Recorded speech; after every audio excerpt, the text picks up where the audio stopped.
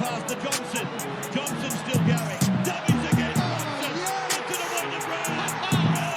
Brown goes in to score. Oh, he's salving it down the touchline. Oh, this is unbelievable. They're going to win it. Oh, what scenes here, what scenes. LeBron James, a shot at history.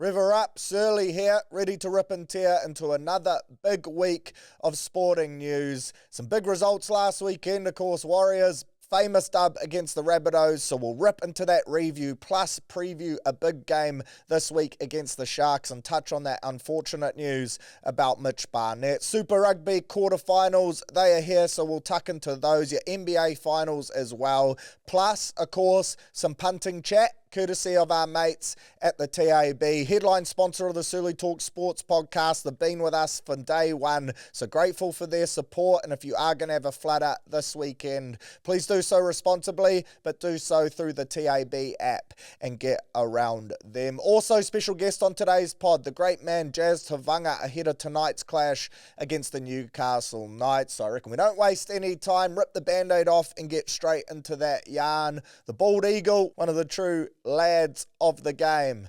Enjoy.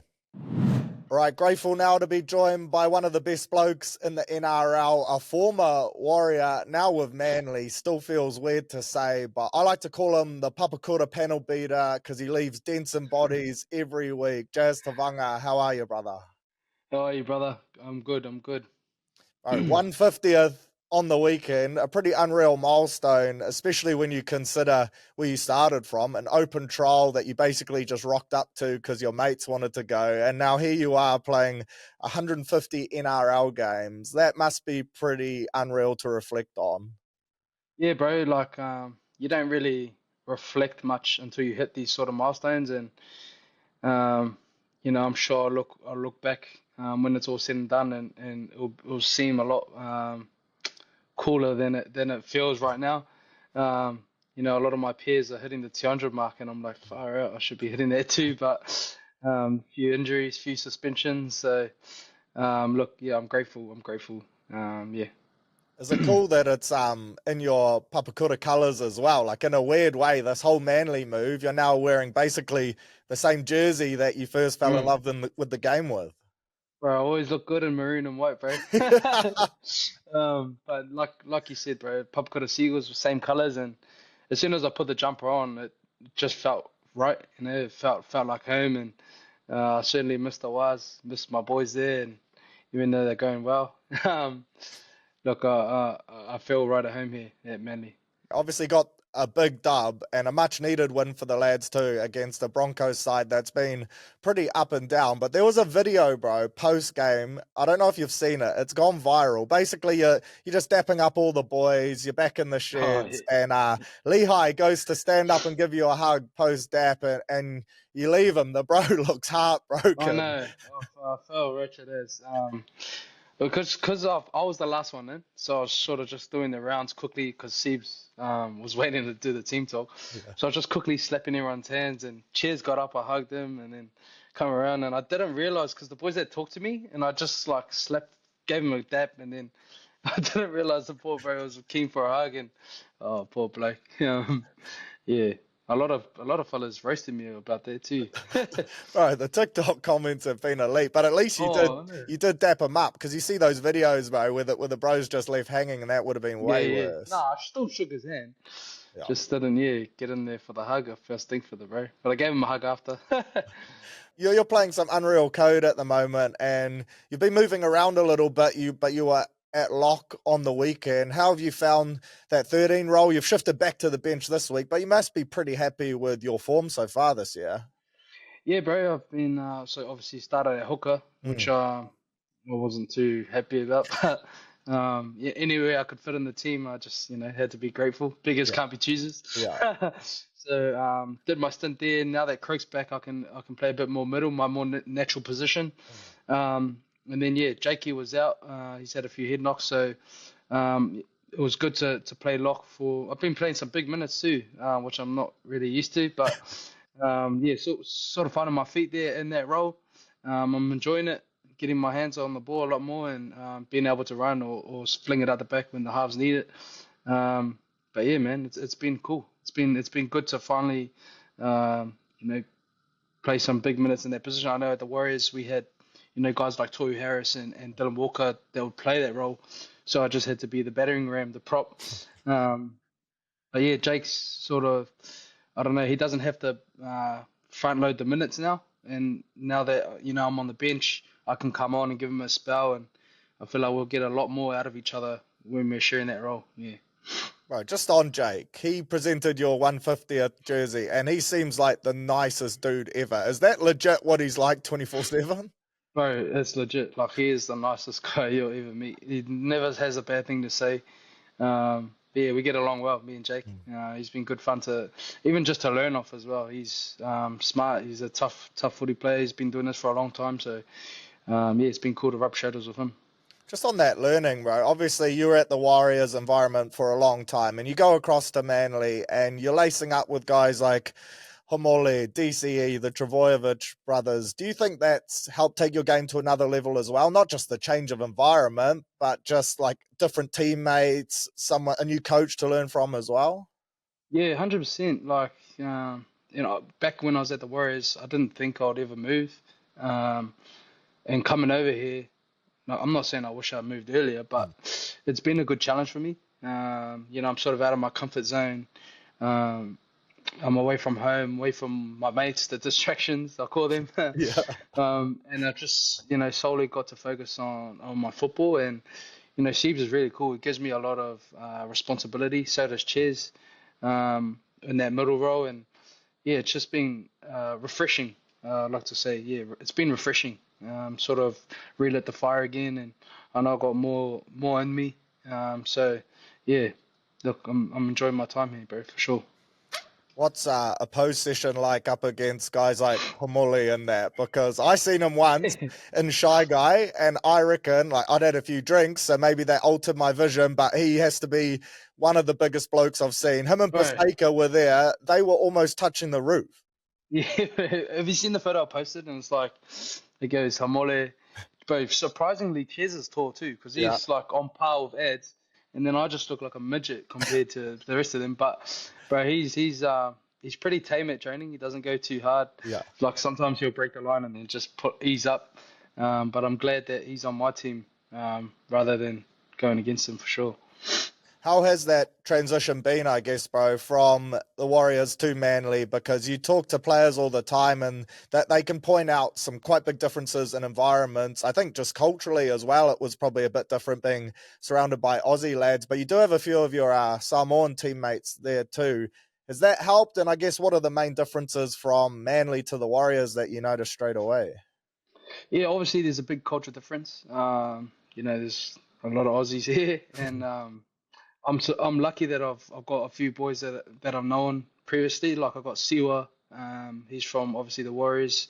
Toph Sipley, he was there, and I've rubbed shoulders with Josh Allaway and Gordon through Samoa camp. So it wasn't like I didn't know anyone, which certainly made it easier, and they helped the transition a lot easier. So yeah, the culture's been obviously a change, but I feel like I can float between two camps. There's the white boys and then there's the brown boys. Yeah. I'm a bit of both, so I can float between both pretty good. But this club's pretty well connected. Like the boys are, pretty tight group. So no, it's been good, yeah, for sure. What's Brookie like, bro? And how does that compare to Mount Smart? Because I guess they're both smaller stadiums in the context of, like, it's no Accor or anything, but the fans are close and they're rowdy, like at Mount Smart. How have you found the Manly fans getting around you, not booing you for once? Not booing me for once has been good. Yeah, like it's a smaller stadium, probably a bit smaller than Mount Smart, but we pack out pretty much every game, and they're real passionate, real staunch fans like back home. Yeah, they get right up us, and it's because it's so small, it's so loud. So they definitely give us a lot of energy. Yeah, when we need it too. Right, how's the body? Because I just saw an article before and I wanted to read it, but it was some Aussie media outlet and it was stuck behind a paywall. But it basically, the headline was quite attention grabbing and it said that you've been playing with a fractured rib for the last month. Is that legit or is there a bit of GST on that one? No, I fractured two of my ribs. They say 8 and 9. I don't know where the fuck. Well, I don't know where the fuck that is, but I did it against Penrith, and because we've been low on bodies, I've just had to jab it up and play. It's been quite sore actually, Yeah. especially when I'm trying to fight to play the ball.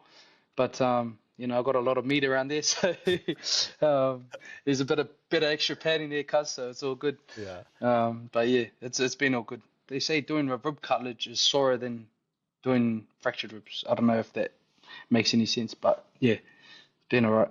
Bro, that's crazy because I don't think people realize, like watching games, just how many of the boys are battered and bruised. And if you chucked a normal person in any scenario with fractured ribs, they'd be ACC for a month. But here you guys are lacing it up, eh? Yeah, no, well, cause I'm off contract, I've just had to bite the bullet and tough it out. Yeah. I can't be missing games, and I didn't want to be missing games either. It sucks being in rehab, so I've just jabbed it up, put the pad on, and yeah, had to tough it out. I think there was one. I think the game after Penrith, you could probably see it if you go and watch back. Like, I was shit house. Like my tackles and just even when I was playing the ball, you could just see I was just not the same. So they're slowly getting better each week that goes by. So feeling all good. There was a play last week that must have hurt it because you set up a try, but I think it was Jordan Ricky just flatlined you late. I know. Bro, he got me in because I was winded. Well, he got me good. I was winded for a bit there. I looked up and Brownie had scored, thankfully. But he got me good, the mother effer. Bro, you must have had some chat for him though, surely. Yeah, well, because he's one of the boys. I gave it to him. It's so, fuck, you little Barbie. I rate that. You mentioned you're off contract, bro. Manly, obviously a pretty nice place to live, and I'm assuming you're enjoying it off field as well. Is the plan, if all things go your way, to park up there for a couple more years? Yeah, look, bro, I'm in sort of just started discussions now. Leaving it up to my manager to sort out, but my preference is to stay. But I'm sort of at that stage where now it's like the back end of my career, and I got to start thinking about my family and looking after them. And we come over here for an opportunity.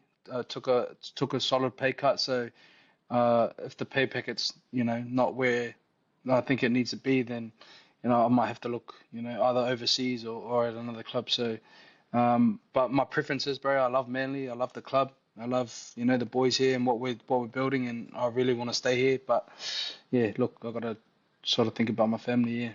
Nah, for sure.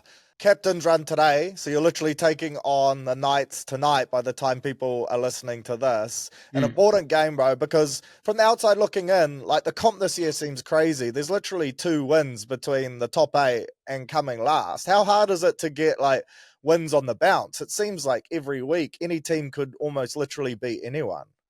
That's it. It's just pretty much, bro, who turns up on the day. And like the comp is so tight now, anyone can win. I mean, I think we beat the Dragon. Oh no, Dragons beat us. We beat Para, and then Para beat Dragons. It's just like a weird competition. And Dragons beat Storm as well. Like it's a really tight comp, bro. And look, we've struggled with consistency this year.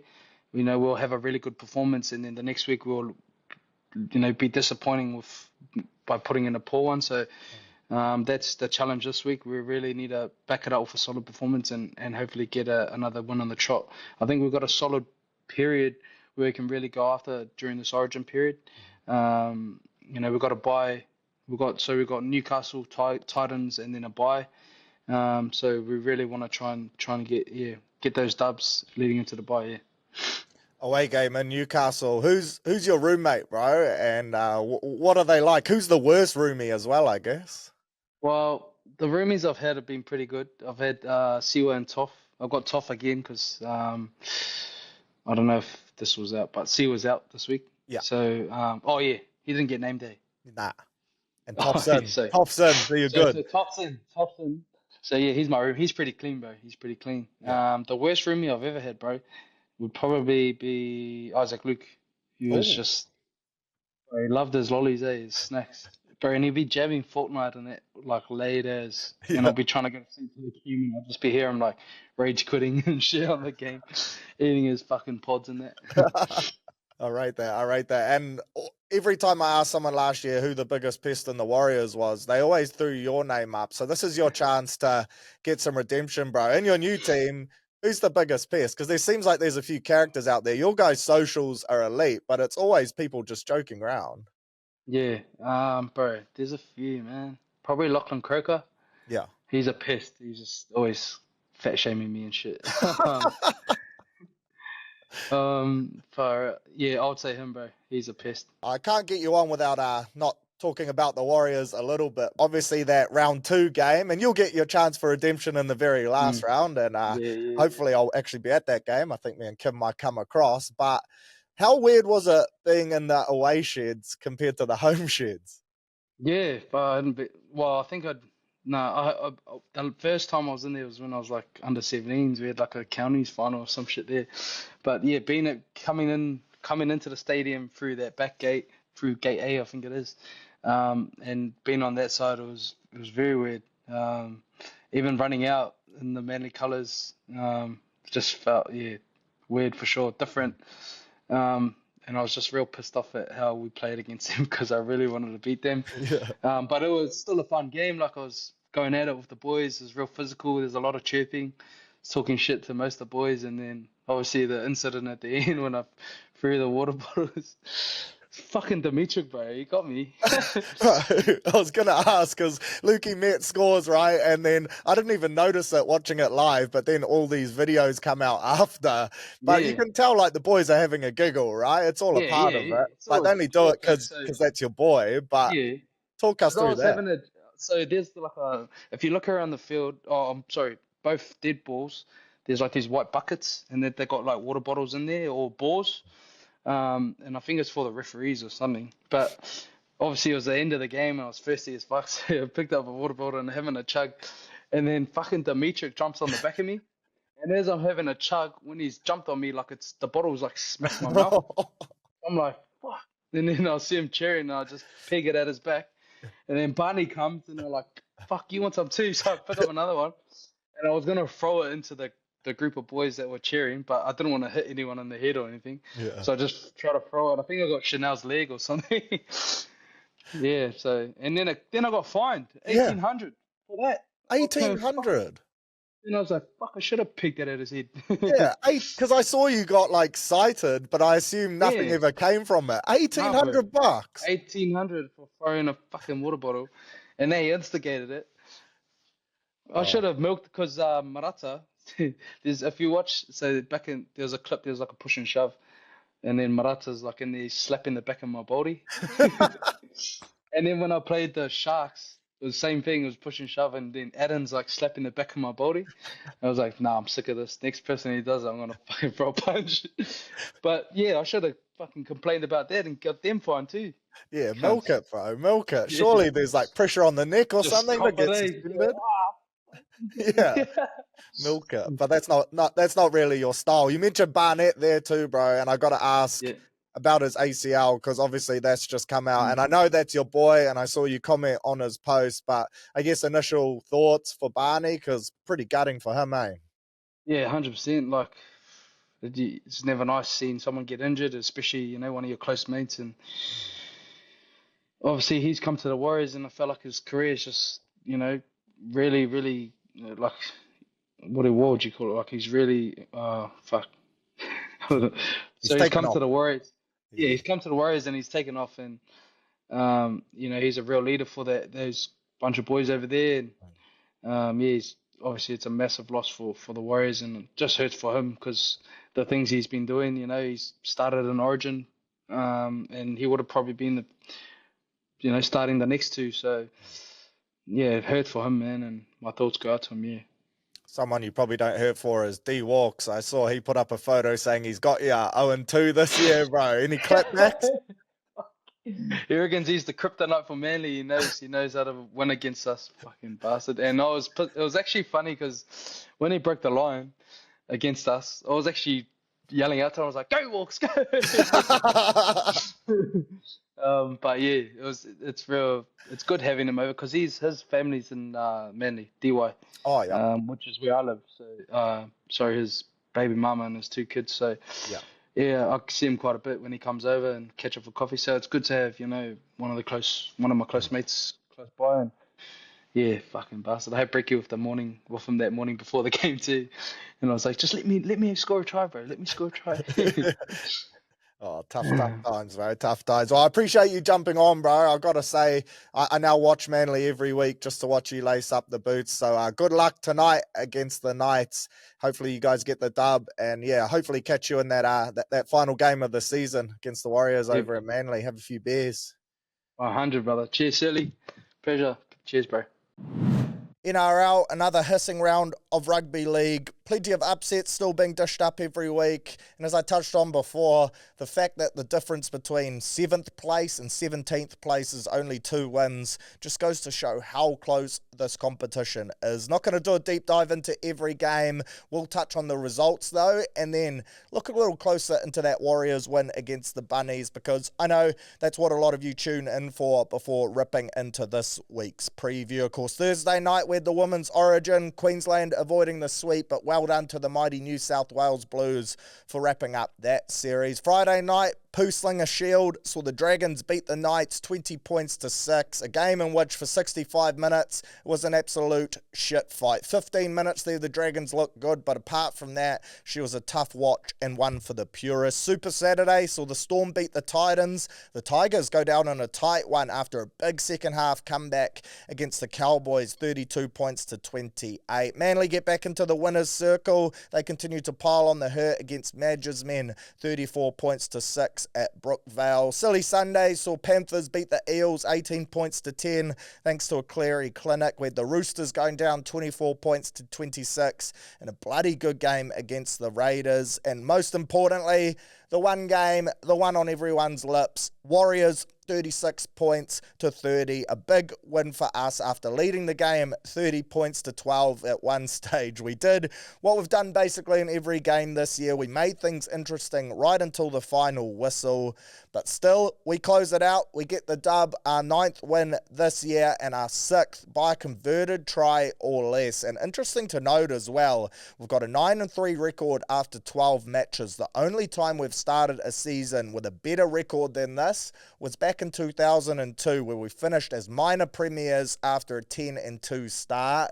The writings are on the wall. The omens, they are starting to look ominous, and our team is the real deal in 2025. Your standouts from this one, C&K, he led the way, 342 run meters, 100 PCMs, 8 tackle breaks, and a try. An absolute workhorse. Busted out a cold try celebration too, and for me, he's just so underrated. I call him Mr. Save His Houses. He's Mr. Reliable. His work rate, his ethic, he must be so damn fit. Every week he just empties the gas tank, and it's good to see Warriors fans finally giving him his flowers off the back of this performance. I've no doubt it'll be short-lived.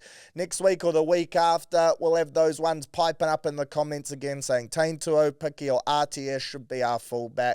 But I love having Chance back there. He's so safe under the high ball as well. And in my humble opinion, if he was playing for an Aussie club, I reckon the media would be frothing over him. But because he's almost out of sight, out of mind here in New Zealand, channels like Fox and that, they don't give him much time of day. Doesn't get the love he deserves. Quality footballer, and I'm stoked to have him with the one on his back at our club. What a legend. RTS, 2 tries, turned out 168 metres as well from 21 runs. Loving seeing Roger on the wing. He's delivering exactly what I thought he would. And our back three alongside Dallin Chance, the meter eaters, man. They start our sets with so much momentum. Our forwards basically don't have to touch the pill until we're close to halfway. We saw it so many times on the weekend. There's often 3 or 4 of them still walking back into the game by tackle 3. They haven't had to rush back. They're allowed to save so much energy, and it shows in the back ends of our contests and the back ends of our sets as well. It means that they can make less frequent carries, but they're higher quality, and that's a full testament to the work of our back 3. I thought James Fisher-Harris put in an enormous defensive shift as well. 53 tackles in 56 minutes, only 3 misses. A great knock from our co-skip. Aaron Clark, he continues to produce the goods. This week, 48 tackles and 131 metres from 13 runs. Another solid shift from him. And then our bench, Jacko Ford produced another massive performance, 15 runs for 151 metres and 37 tackles, with most importantly, and this is his biggest work on, 0 errors. Love that from Jacko. Plus, he had a nice little try assist, a grubber there. Not sure that was in the coach's script, but shit did he execute it well. A nice little nudge there for a Rocco Berry try. He was almost unlucky not to score it himself.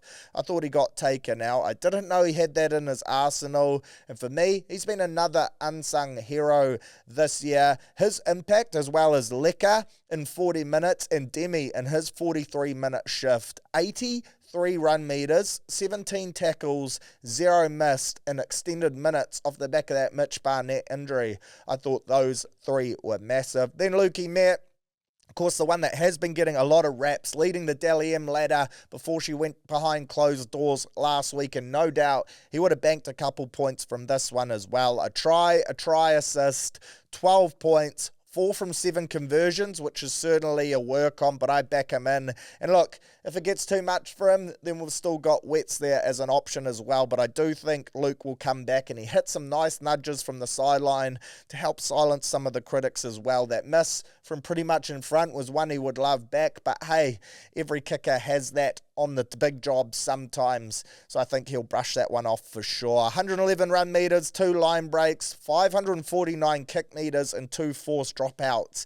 I thought his kicking game was really good in this one. Of course, the big sour point, Mana Mitch. Shit, this injury really hurts for him personally. In career best form, starting Origin prop, co-captain of the side, to suffer an injury like this off the back of a freak incident and be out for at least 9 months. That is really tough to swallow. It also hurts our side too. Of course, he's one of our leaders, a player who just goes hammer and tongs every time. He leads from the front with his actions and also with his words.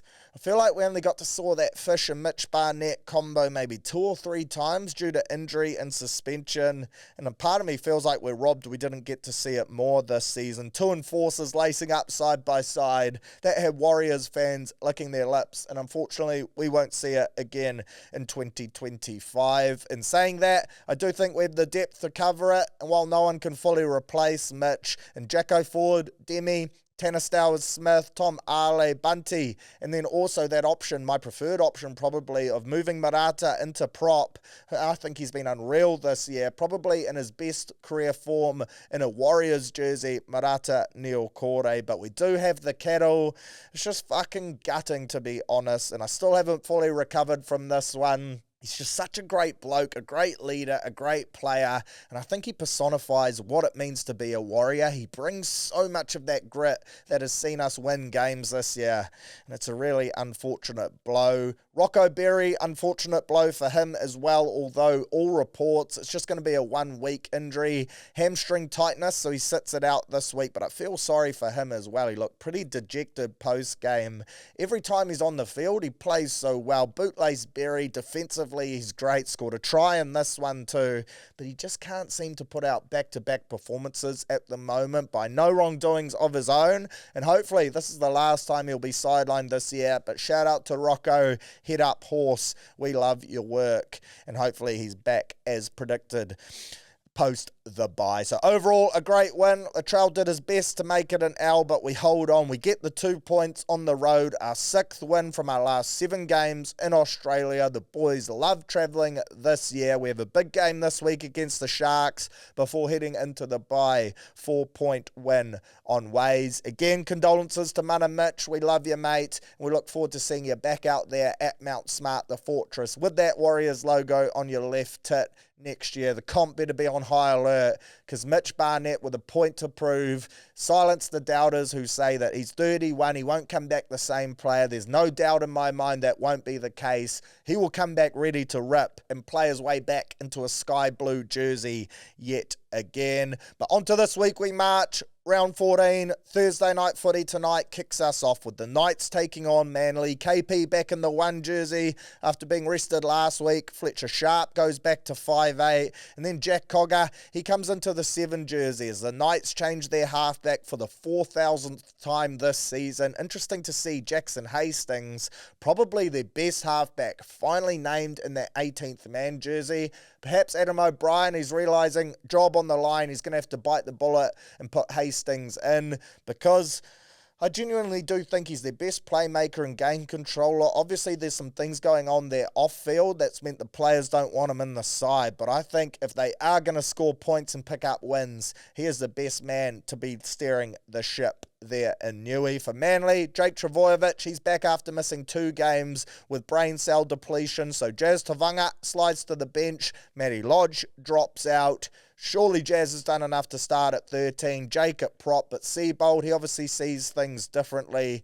And look, to be fair, he's the coach. He's with them every day, so you just got to back them in. I think Manly here, too good. Lehigh, he looked great at the back last week. They've opted to do the right thing, rest Turbo again, allow him to get that leg 100% right. I also thought DCE was really good last weekend too, off the back of a disappointing Origin performance. He will want to bank another strong shift to show Billy he should remain in the 7.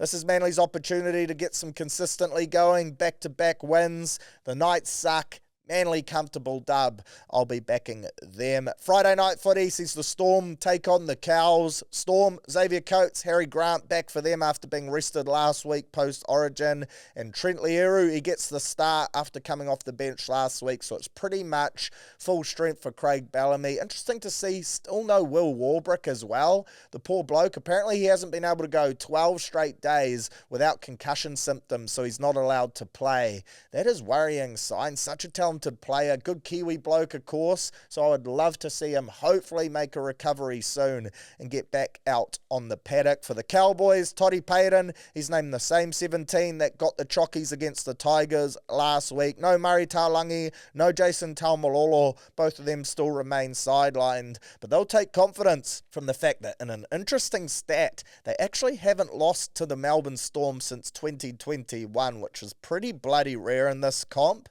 They seem to be the one side that dominates Melbourne in recent history. It'll be a whole lot harder for them in this game with Harry Grant back for the Storm. But one thing we've seen from Melbourne this year, despite being premiership favourites, when they're off, they're beatable. And maybe the Cows, they have the recipe to do it. It'll be an interesting watch for sure.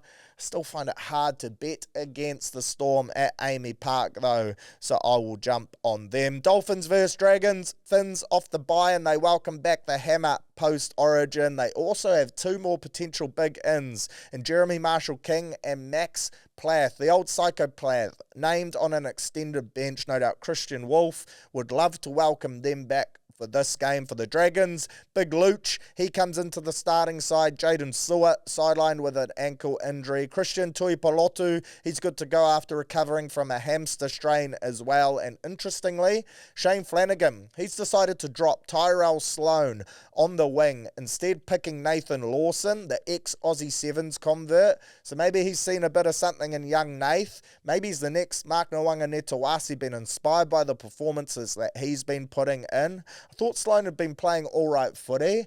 I'm not sure if Flano rates him though, I have a feeling he was dropped a shit ton last year as well. So maybe watch this space. Could be someone that's disgruntled and looks to make a move of clubs in the future. Dragons coming in off back-to-back wins for the first time this year. The Finns coming out off the back of pumping the top of the table Dogs pre the bye and their last outing. Tight game. Going to back the Dolphins at Suncorp, I think, to just get the dub. Super Saturday, just the 2 games. First one, main event, lip licker, bums on seats, basically. Every saying you could use applies to this game. Warriors vs Sharks, 7:30 at Shark Park. For the Wars, Jackson Ford named to start at prop and replace Mitch Barnett, with Leka Halasima named to come back into the starting side in the second row, and Curdy Capes, probably someone pushing for an origin spot too. I reckon Billy will be having a long, hard look at him for game 2 in that utility role, but he moves to centre to fill in for Rocco Berry in this one as well. I'm not 100% sold this is how we will start the game, and Webby, he hasn't been afraid to make changes 24 hours out, particularly little positional tweaks and the inclusion of Ali on the extended bench. I reckon that could be a good indication that perhaps we see him come into the side, Capewell back to the second row, Leka to the bench, maybe Marata shifts from the second row to prop, Jackson Ford to the bench. There's plenty of possibilities, particularly with our forward pack, so I'll be keeping an eye out on the team updates Friday night, 24 hours out, just to see if we make any tweaks before kickoff. Jacob Laban, Tanner Stowers-Smith, they're the new faces on the bench. Tommy Ale, an 18th man as well. Like what I saw from Tanner in his debut a few weeks back, so with that extra prop spot opening up in our 17 now, wouldn't mind see him getting the opportunity, although Tom Ale certainly more experienced, so perhaps that is the bloke who gets the nod, and he is also a really good footballer. For the Sharkies, no Ronaldo Mulatalo, although his loss is pretty much offset by the return of Sione Katoa. I am glad to not see old Ronaldo the pest in the lineup though, because shit, he can rattle some cages. I feel like we always play well against him though, one of the rare Kiwis that doesn't really have a day against the Warriors. Teague Wilton, he's back from a shoulder injury as well that he suffered in round 7, so a pretty strong Shark side named by Coach Craig Fitzgibbon. Some great matchups in this game. The Sharks, they present plenty of threats both out wide and Katoa, Jesse Ramian and KL Iro in the halves with Trindle and Hines, and then of course that forward pack, Britton Nikora, Cam McInnes, and of course ex-Warrior Adam Whanua Blake. That is going to be a massive clash up against his home side, and no doubt Adam will want to prove a point in bloody good form as well. Our skipper though, James Fisher-Harris, I reckon he's got something to say about shutting him down too. Two massive bodies that are set to collide. Can't wait for that. If recent history is an indicator, then we've prevailed in 3 of our last 4 against the Sharks, including that thrilling 30-28 win in SJ's final game of his Warriors career last year, and then also that Holberg winning comeback victory back in the wet in 2023. So I feel like we head over to Sydney feeling confident both in where we're at currently this year, playing some good footy, but also knowing that Shark Park has been a happy hunting ground for us of late, and that we will come away with the 2 points. I reckon another dub is on the menu right here. I reckon the strategy will be pretty simple. Just complete height, minimise errors, back our defence, allow Lukey, Matt, CHT and our spine to create on attack, play second phase footy off the back of offloads and some strong carries from our forward pack, get the Sharkies into the grind and then see if they can go the distance with us before we get the chance to rest the rigs next weekend as well. Having the lure of the bye ahead of you, I reckon that'll bring the best out of the boys to empty the tank one more time in what could potentially be a 4-point win. 3rd versus 5th on the ladder, a chance to knock off a highly regarded side again, add them to our graves this year, our scalps that we have claimed. Call me biased, I'm certainly backing us to do that though. I think we get the result, and I'll touch on it more in the punting segment. I reckon our left side attack is going to have a field day. Roger, Lukey, Med and Co, all eyes point to them. He loves playing his old side as well, so I reckon he's going to have a day, a revenge game on ways for us for sure. Get up the mighty Warriors, heading across to Shark Park. History, it repeats itself here. We make it 4 wins from our last 5 against those losers, and we get the dub. How bloody good. Then following that, second and final Super Saturday game, the Battle of Brizzy, Broncos versus Titans, Tino versus Haas, round 2, but this time we get it at Clubland. The Broncos have won 6 of their last 7 games. They've lost 6 of their last 7 games this season. I'm used to saying win, but of course they suck this year. It is Adam Reynolds' 300th game though, and they do welcome back hot boy Reece Walsh off the back of a 6-week layoff due to a knee injury, so maybe that can inspire a much needed performance for the lads from Brizzy. For the Titans, AJ Brimson, of course, suffered a concussion at captain's run. Niggly stuff. Whoever put a shot on him, massive fine for them at the Cordy. But he's been ruled out. Listed at 18th man in this game, though, and I believe the Titans, they are protesting the 11-day stand down to see if he can play this game. So let's wait and see there. Something about this one, though, screams to me Titans upset. In fact, I think they've won the last 3 straight against the Broncos. So maybe that's what is leading me towards them. It's big brother versus little brother. Both teams are battling, but I like little brother here at big odds to get the dub. Again, more on that shortly in the punting segment, but get up the Titans. I just love seeing the Broncos lose. Super Sunday, Raiders, Bunnies, Raiders. Josh Papali, the big fella, will play his 319th game for the Green Machine and become the most capped Raider in rugby league history. What a player he's been and continues to be, a real enforcer in the middle. So well done to the big papa. Corey Horsburgh, he moves into lock. Morgan Smithies to the bench. Jamal Fogarty comes back after missing that win against the Roosters last week. A massive in for them, and welcome back to my fantasy side, although I believe they have the bye next week, so that is tough for the Bunnies. 2 big ins for them. Jackie Boy Wyden, Latrell Mitt's cousin, he comes back, and then Cody Walker, he is also back from a baby cow injury as well. For me, Raiders, fueled by a milestone, so consistent this year. They have that lure of the bye next week as well. They've gone 14 rounds without a bye, which isn't easy on the bodies, but they'll be excited to get the week off next week. Wouldn't be surprised if Ricky Stewart still makes them train and flogs them, but that's a Ricky Stewart thing. I think their pack goes to work, sets the platform, and they come away with the win. I am expecting big games from Kolomatangi and Arrow for the Bunnies, though, and then Horsburgh for the Raiders. I reckon all 3 of them potentially playing for State of Origin spots in Game 2. So that'll be something to keep an eye on. Tigers versus Panthers. Luai versus Cleary. Excited for this game for the Tigers. Latu Fainu, he is a name to return from injury. Thumb injury, I think, in round 5.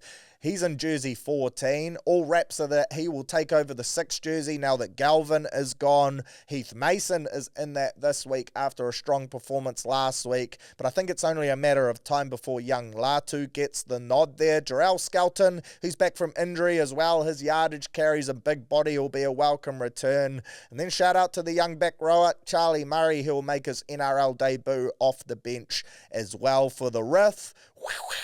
Coach Ivan Cleary, he's named the same 17 that took down the Eels last week. Isaiah Papali'i and Luke Garner, both listed amongst the bench as they look to make their return.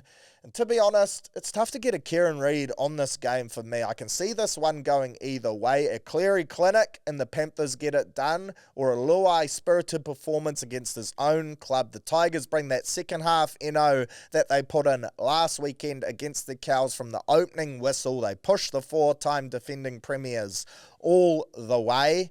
Gut says Panthers. Wouldn't be surprised, though, if the Tigers somehow pull this one off and get the victory. And then Mad Monday, great to see. Monday night footy, King's birthday in Aussie, so we get dished up a doozy. 6 p.m. kickoff, Dogs versus Eels.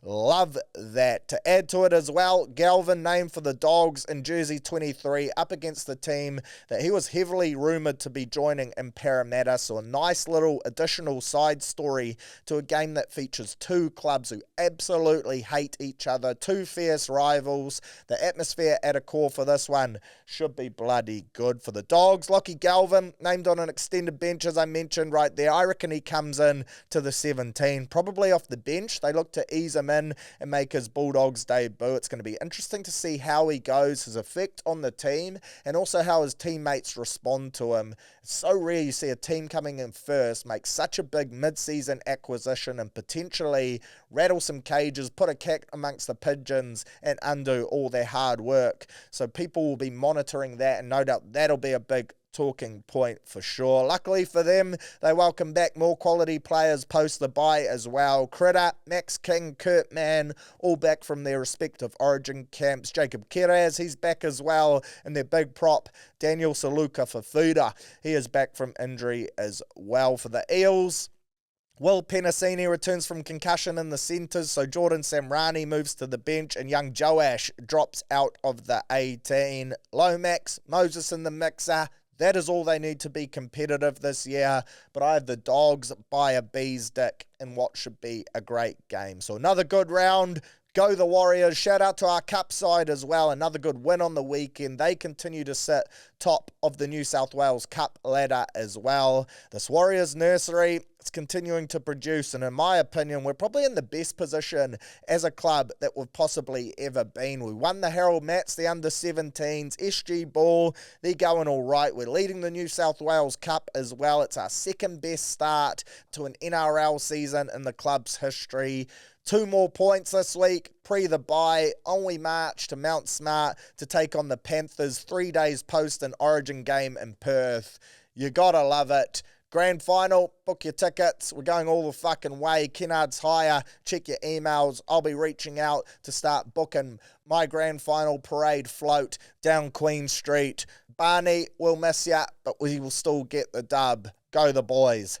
Backing ya all the way.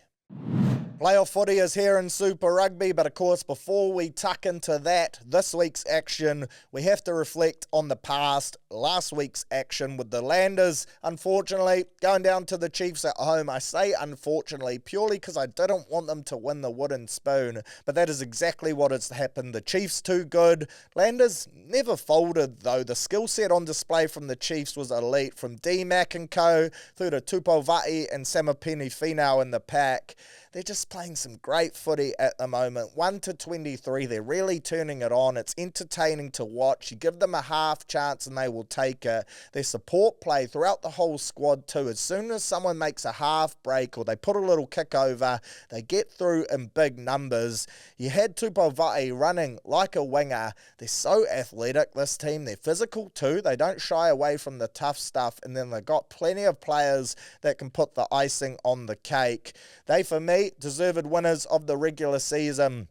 They have booked themselves that top spot heading into finals. Landers, possibly the best side to ever win the spoon in Super Rugby history. A tough pill to swallow for Jamie Joseph's lads, but still some positives. And good to see Ethan de Groot sign long-term as well, or re-sign long-term during the week. Him alongside Tavatava Nawe, Fabian Holland and co. If they can keep this core nucleus together for the next few years. Jacob Ratamatavuki Nepkins, I believe he extended as well. They need to keep locking these guys in. They were a young side, and under Jamie Joseph, they will develop plenty. So it's glass half full for the Spates Soldiers, and I expect them to be a better side next year for sure. Brumbies versus Crusaders, tight game. Crusaders come away with a win by a bee's dick. They had the worst possible start to a game ever, I reckon. Noah Hotham drops the kickoff, then the Brumbies score in the next minute, and I thought, shit, because I tipped the Brums, I thought I could be on here, had them in my multi, 1-12,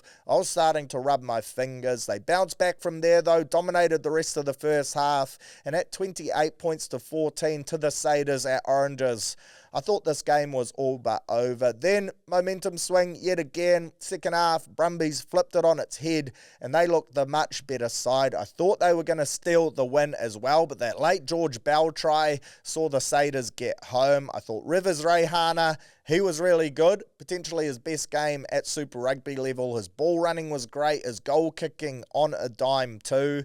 And shout out to Sevu Reece. That drop kick right before half-time probably proved the difference. An important 3 points right there to get the Crusaders the dub and secure themselves home ground advantage for a potential semi-final too. On Super Saturday, Blues, way too good for the Tars as predicted. They scored some great tries in the process as well. They're so dangerous when they're on. And I thought this was probably one of their best performances this season. I thought Mark Talia looked lethal now that he's back in the side. I thought Rieko Ioane really showed up for this one as well, bagging himself a hat-trick. That try he scored right before half-time, Beautiful piece of skill there from AJ Lamb to catch it, drop it on his foot almost simultaneously. I didn't know AJ had that in his bag. He's known as a big and powerful ball runner. Used to play on the wing, moved into the midfield, and he's making that 12 jersey his own. And now that he's added potentially a short kicking game to his duffel bag, I reckon that'll catch the All Blacks selectors' attention for sure. But I thought the Blues overall used their short kicking game to trouble the Tars all night, whether it was Bodie or their midfielders. They got so many mistakes from the Waratahs back three in slippery conditions and certainly made them pay. And ultimately, it was the 3 tries in that 10-minute period either side of halftime which won them this game. But I thought they were dominant for at least 60 minutes of this clash and deserved the 5 points. Canes, Moana struck first, but that was about it for them. The Canes, they struck back almost straight away and then just kept it on from there. Floodgates opened up in the second half as well. They were just so physical. It was an impressive display from the home side, and there were a number of standouts for the Swills as well. That loose forward trio, again, impressed for me. Duplessis Karifi, Peter Lakai, Devin Flanders, all great. That Devin Flanders chip and chase, shades of Jeff Wilson right there. Great skill set from a number 6. And when Braden Yossi dropped out of this team due to injury, I thought they were really going to miss him. But Flanders, a bloody quality footballer, often underrated. He's been so good at NPC level for Hawke's Bay for so long, and he certainly put his hand up here. Then in the backs, I thought Peter Umaga-Jensen had potentially the best game of his career. He was a wrecking ball, creating or scoring tries. His tackle breaks and PCMs was huge. I thought Billy Proctor was slick again. Speaking of injuries and the expected impact, I thought once Riley Higgins went out, they would really miss him. But if Peter Umaga-Jensen can keep up that form, then him and Proctor will determine how far the Canes go in this final series. Because when those two are on song, Proctor in particular, they are such a hard side to beat. I also thought the Brett Cameron and Cam Roygaard combo looked good. Cameron, not a big body, not as dangerous with ball in hand as, say, Ruben Love at 10, but he's a good game driver who gets them around the paddock and puts them in the right areas. And then Ruben Love at the back still getting involved. I do think that dynamic is probably best for them moving forward. For Moana, disappointing last fortnight in the comp for them and a sad way for them to finish, but what a successful year it has been overall. They won plenty of games. They also won the hearts of the nation, got bums on seats at Albany, which isn't easy to do. They dominated the social media world, unearthed some great talent in Pellegrini and Miracle Whailangi, who, look, rugby purists had known that they were decent players for a while, but I think their form this year has taken their profile to another level. And of course, they were led exceptionally all year by their skipper and the best player in the world at the moment in Ardie Savea. They went within a bee's dick of playing finals footy. That is a massive success for them as well. I'm hearing some potential big names for them to be joining Ardie in this Moana movement over the years to come as well. So fingers crossed that all comes to fruition. I think Super Rugby this year has been so interesting because of Moana's success. They've added an extra level to this comp, and I would love to see it continue and for them to continue to get even better. Get up the Moana, my second favourite team for sure. Reds versus Drua, who cares? Reds pump them and good on them. So on to this week we march. Quarter-final footy, first versus sixth, second versus fifth, third versus fourth. I'll touch more on the format shortly, but it gets underway Friday night with the Crusaders hosting the Reds down there in Christchurch. Big news for the Saders too. They welcome back their superstar in Will Jordan alongside some other big names in the back line, with David Havili also coming back in the 12 jersey. And then in the pack, Fletcher Newell, he returns at tight head prop to Mighty, shifts to the loose head, George Bauer back to the bench. So it's a strong 23 here for Rob Penny's men. Will the Thrill, he's been locked up in a cage for a couple of weeks now, and I reckon he is going to tear this Red side to shreds. Although looking at the weather forecast, I believe a high of 7 degrees in Christchurch tomorrow, pissing down with the rain, so they've cooked up a Christchurch special right there. And the Reds coming across from Brisbane, where no doubt it's hot at the moment, they could really struggle. Just the one change for them, for their starting side, Filippo Dangunu comes into the left wing in place of Tim Ryan, who was actually really good. He drops to the bench. Dangunu, a quality player though. For me though, those weather conditions factored in, The previous result from earlier in the year, a 43-19 win to the Satyrs. I think they get it done. 1-12, probably a safer bet in wet conditions where points could be hard to come by, but I do think they strangle the lads from Brisbane and get the Chocolates Crusaders to prove too strong. Chiefs vs Blues, what a game this is going to be. Of course, 7:05 kickoff. Pity most people will be watching the Warriors. It's going to be dual screen season for me. Most of my attention will, of course, be on the mighty Wars. But this is set to be a great game, the Battle of the Bombays. And if you're putting a line through the Blues, I think you're crazy because the two previous clashes this year have gone right down to the wire. And I expect this to be pretty similar. For the Blues, a visiting side, it's a very settled team for them with just the one change to the starting team. Anton Segnet drops to the bench. Adrian Choate comes into the starting lineup. So a nice little luxury there for old Stern Vern. Gets to pretty much roll out the same lineup that got the job done last week. For the Chiefs, though, on the other hand, a whopping 9 changes for them after that result against the Landers last week, with most of the bench moving into the starting side. You got Aiden Ross, Samisoni Taukiaho and George Dyer making up the front row. Friend of the show, Ngātoa Akoi, he gets the start in the second row alongside Tupo Va'i. Then you got Samapeni Finau and Jacobson. They retain their starting positions as they should as the two flankers. But Simon Parker, he moves into the starting 15 at number 8. Underrated player of the year for the Chiefs for me this year. That bloke is a mahi dog. Then you got Cortez Ratama. He joins Damian McKenzie as that 9-10 combo. Gideon Rampling links up with Rona in the midfield. The Virus. Unfortunately, no Quinn Tupaia in the side at all. A bit of a blow there. He's been in great form this season, and shout out to him. Hopefully he is all good after what looked like a pretty scary injury. Then you got Leroy Carter. He switches wings to the left side to make room for Imoni Narawa on the right. So that was my first time seeing this Chiefs team. Plenty of changes, but they're strong ones. Stack side, ready to rip. Shout out to Shooter, judged our Northcote Cordy last weekend, sober as well. So that suggests to me he's locked in. Chiefs get the dub, 1-12, really tight game.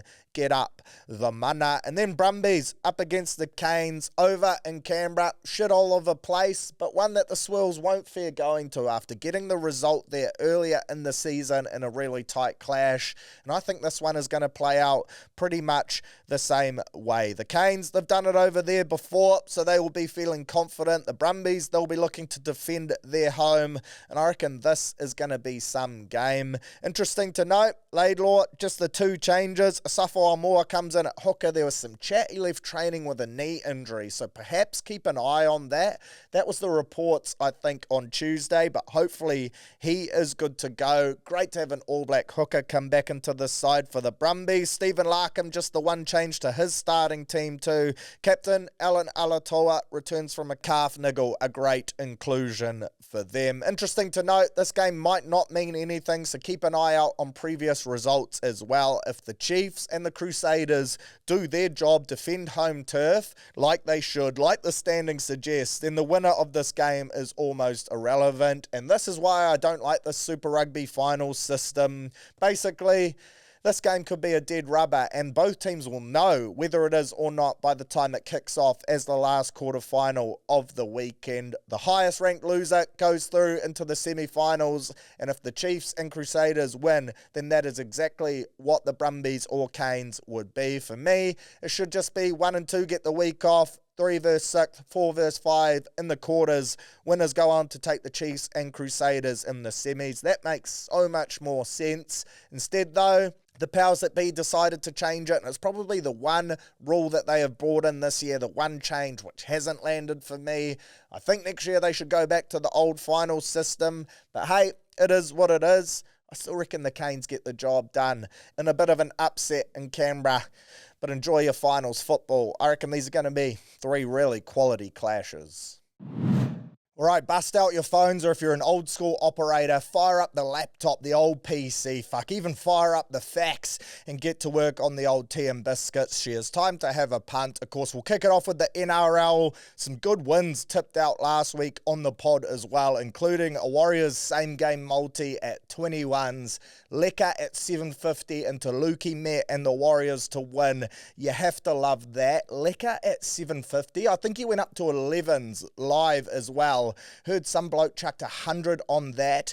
Big wins. Actually, there were some massive fill-ups at the TAB on that Warriors Bunnies game. Some joker walked away with 45 grand off $100. Had Dallin first, into Roger, into Lecker, into Luke, into Warriors to win, and AJ, I think it was. So shit, if you're listening to the pod and that was you, would love to hear from you. Monday off for everyone, but surely you've taken the whole week off, shooting off to Europe to enjoy the summer, Ibiza. Go get amongst it, lad.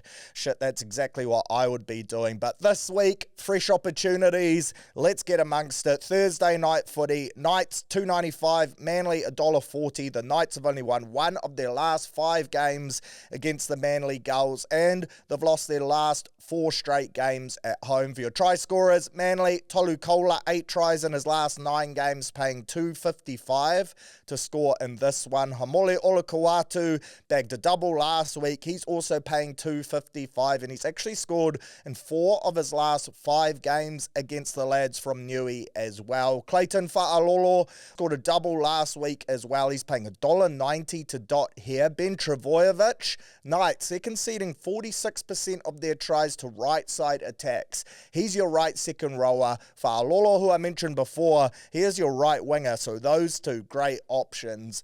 Ben Travojevic, $4.10. Pretty juicy odds. Should have scored last week as well, so you could argue that he's due. And then Lehigh Hopewadi, 100% try scoring record against the Knights. He's only played the 1 game, but he actually bagged a double against them, so he's one to pencil in on your slips as well. For the Knights, pretty slim pickings. They struggle to score points at the best of times. Them to score in the last 10 minutes is probably a great bet. Last team to score a try in a game, Knights. Pencil that one in maybe. But Fletcher Sharpie scored 5 tries in his last 5 games. Didn't dot last week. $2.90 for him. Him and Dylan Lucas, they're probably the ones to score for the boys from Newcastle. KP, the drought continues for him, playing some dusty code. My same game multi for this one, Manly into Fa'alolo and Burbo, $8.43. Melbourne, they host the Cowboys Friday night footy. They're paying $1.20. Cowboys at $4.60. The Storm, they haven't defeated the Cowboys since 2021, as I mentioned in the NRL segment. Pretty crazy. Interesting to note too, patterns worked so well for us last week when talking try scorers. A bit of a patternary deep dive she was. Well, this week, if you're getting on the Storm in a head-to-head result, they've gone win, loss, win, loss, win in their last 5.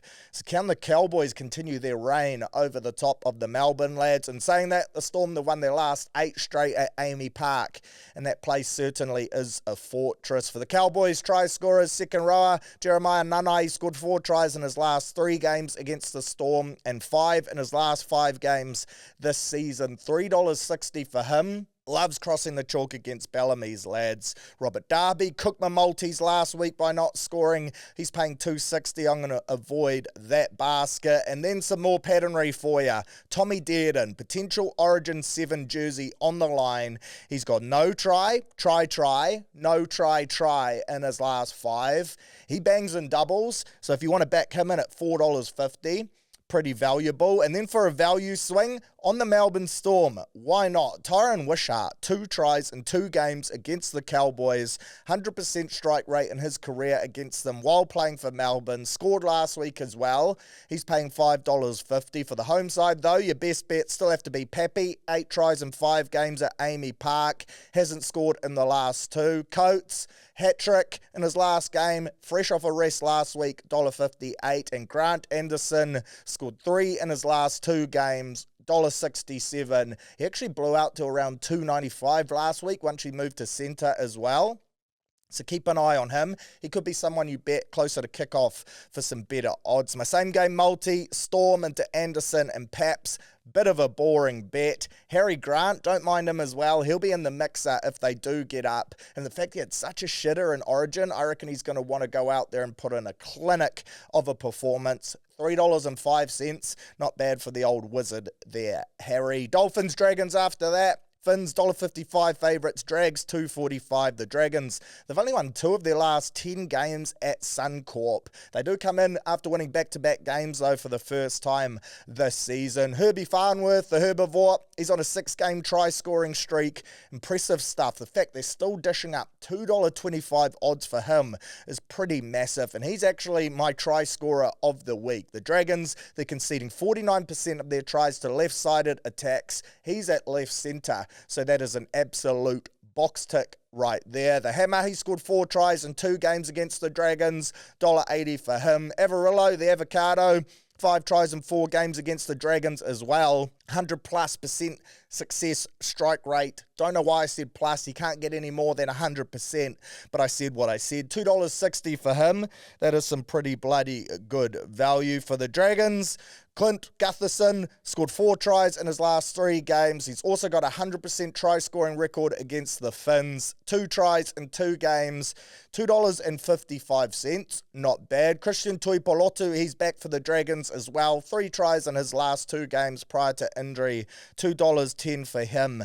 Not bad at all. My same game multi, Finns, Herbie, Tuipolotu, show me the money, $6.37. Super Saturday, love these odds in this one. Sharks, $1.48.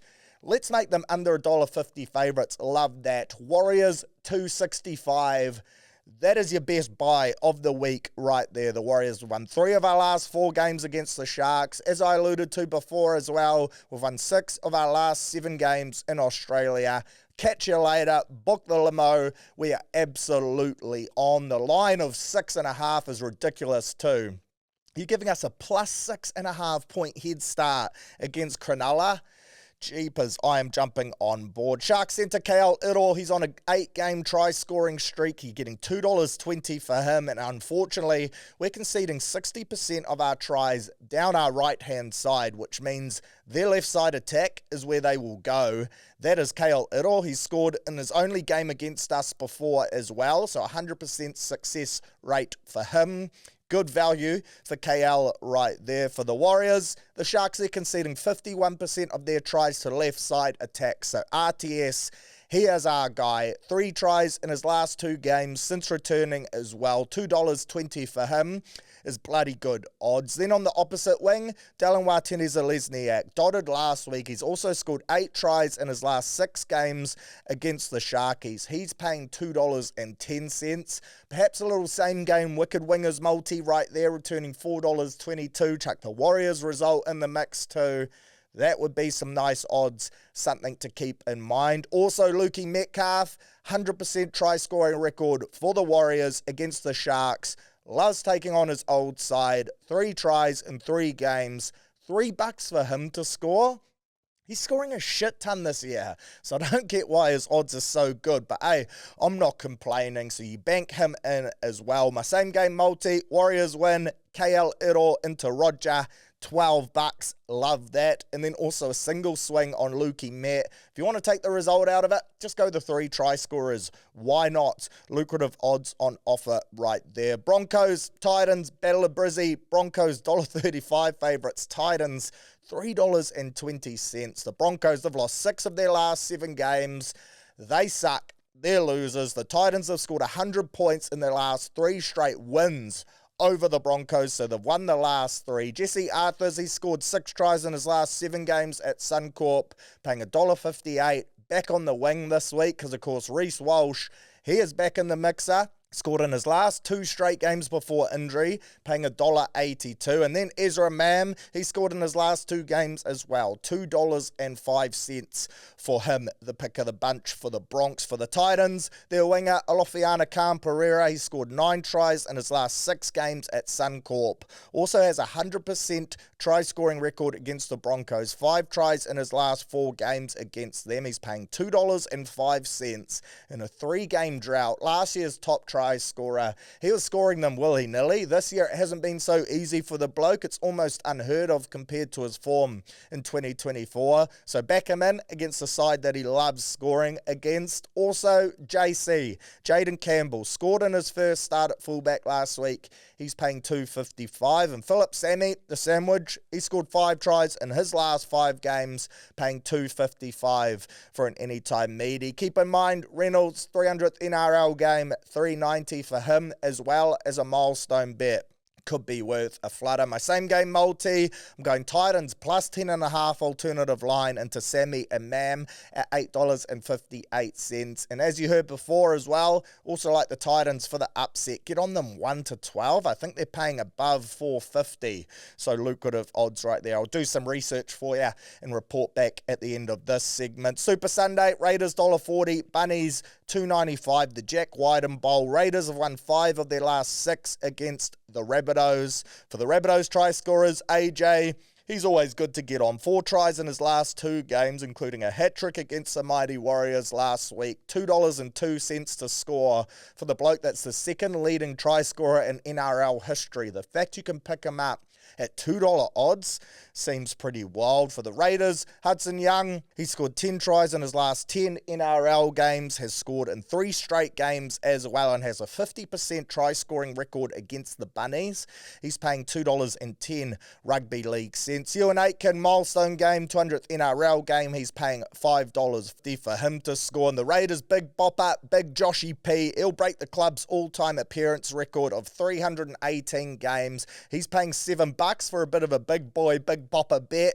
Don't mind that. Corey Horsburgh, the big ringer, he's $7 as well, playing lock in this game. Not the worst shout. My same game multi, go Raiders into Johnston and Hudson at $5.35. You best believe I'll be having a cheeky little tenner on the big boy bonanza. J Paps, why bloody not? Tigers $3.35, Panthers $1.33. Your final game on your Super Sunday. Tigers have only won 3 of their last 13 against the Panthers. The Panthers have won 18 of their last 21 day games as well. Quite a niche little stat for you there. The Tigers have won 3 of their last 4 at CommBank though. So factor that one in for sure. Panthers winger Brian To'o, it's To'o. He has scored 4 tries in his last 3 games at CommBank, $1.70 for him. Then you get Thomas Jenkins, 4 tries in his last 4 games, $1.87. And Casey McLean, the human hog, 3 tries in his last 5 games at $2.40. For the Tigers, Sunia Taruva, ex-Panther, 5 tries in his last 3 games at CommBank. He will want to score. He's in a 3-game drought as well. $2.25 for him. And Stafford Toa scored a double last week, paying $3.40 anytime. Don't mind that. Jerome Luai up against his old team as well. $6. I could just see the old villain getting one against his former team. Same game multi though, Panthers, To'o, McLean. Pretty boring missionary stuff there. And then your final game, Dogs $1.40, Eels $2.95. Huge rivalry game. Dogs have won last year's King's birthday game, this exact same corresponding clash, 22 points to 18 over the Eels. The Eels have won 9 of their last 12 against the Bulldogs at Accor Stadium though, and the Bulldogs have conceded 144 points in their past 5 games. I think it's fair to say about 80 of those came in their 2 losses as well. So when they lose, they've been getting pumped. So factor that in. Josh Adokar scored 23 tries in 26 games at Accor up against his old team that famously sacked him last year. He's paying $2.15 to score like he did in the clash earlier in the year. Don't mind that. Will Penasini, he has an 86% strike rate against the Dogs, 6 tries in 7 games against them. Lomax, low job, $2.20. Don't mind that. D Brown, $4.10. They're probably the other picks of the bunch for the Eels for me. Then for the Dogs, the Eels, they're conceding 50% of their tries to left side attacks, which suggests it could be a day for the great man Stephen Crichton and also Marcelo Montoya. Critter, he's at $2.45. Marcelo at $1.83. And Montoya, he actually has a 100% strike rate against the Eels when playing for the Dogs. He's scored 3 tries in 3 games against Parramatta throughout his career while wearing the blue and white. I also think you're crazy if you don't have Joshy Curran paying $4.10 somewhere in your bet slips, fresh off a holiday in Bali. That's a Bali bet. Back him in right there. Get up the great man, Joshy C. Connor Tracy, his 100th NRL game, so perhaps you get on him as he raises the bat as well. My best bet for this weekend, Warriors head-to-head 265. So multis for you, Warriors 1-12 into Titans 1-12, paying $17.10. The double-ender upset right there. Or you could do a Johnny Cash, walk the line and go Cowboys plus 15.5 into Warriors plus 6.5 and Titans plus 10.5 at $6.85. Don't mind that at all. Then allow me to get a little leery for my try scorer multi, and I've got some reasoning behind it as well. I've gone with Herbie, KL Iro, and RTS all to score. Stats suggest it's a great shout. That is paying $10.26, and it's interesting to note, all of them paying $2.20 at time of recording as well, which can't be a coincidence. And it actually led me into doing some quick research into the spiritual meaning and the symbolism of the number 220. So the number 2, it's a strong force that symbolizes duality, faith, trust, intuition, and life purchase. The number 2 shows up twice in this number, creating a master number of 22. The number 22, that's the most powerful master number of them all. It's also referred to as a master builder or master architect.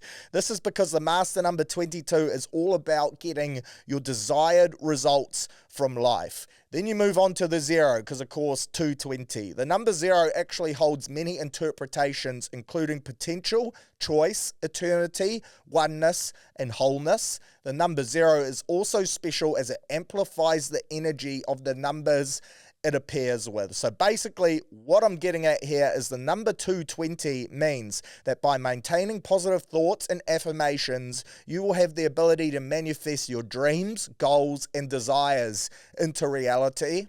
My desire is for all 3 of these lads to score. My dream is that that'll happen and this bet will hit at great odds. So book it in at $10.20.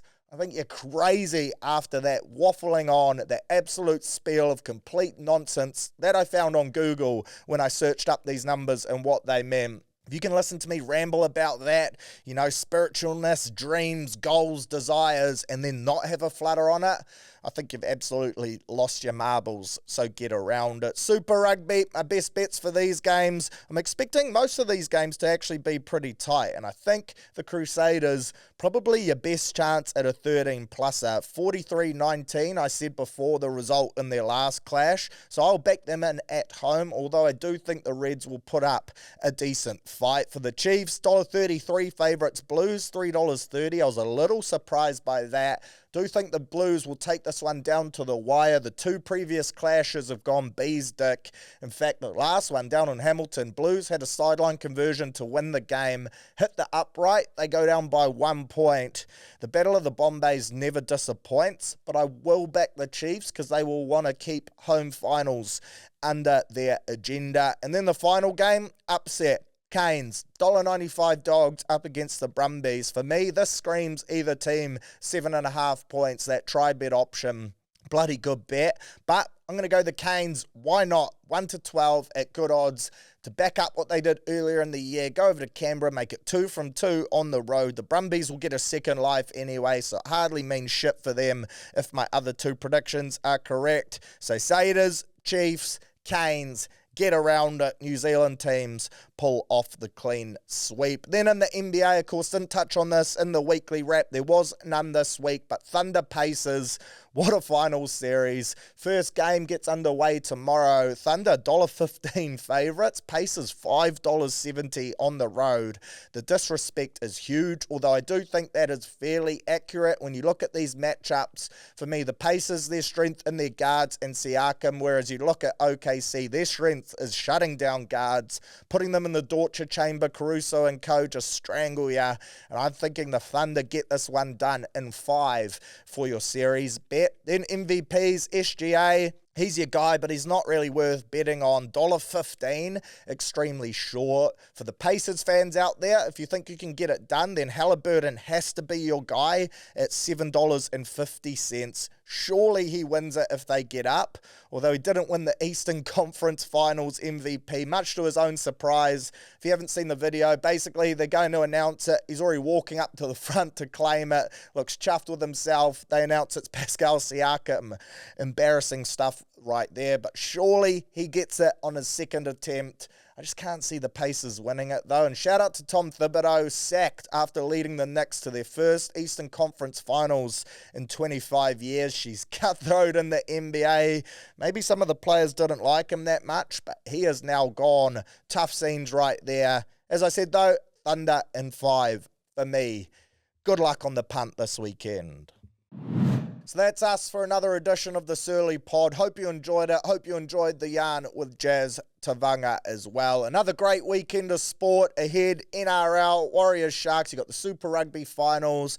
You got the basketball as well. NBA playoffs. The final kicking into gear. Thunder up against the Pacers. So enjoy all the sporting action, and I'll catch you back here, same time, same place next week to reminisce on hopefully some good wins on the TAB and also a great weekend of sport. Big Fizz.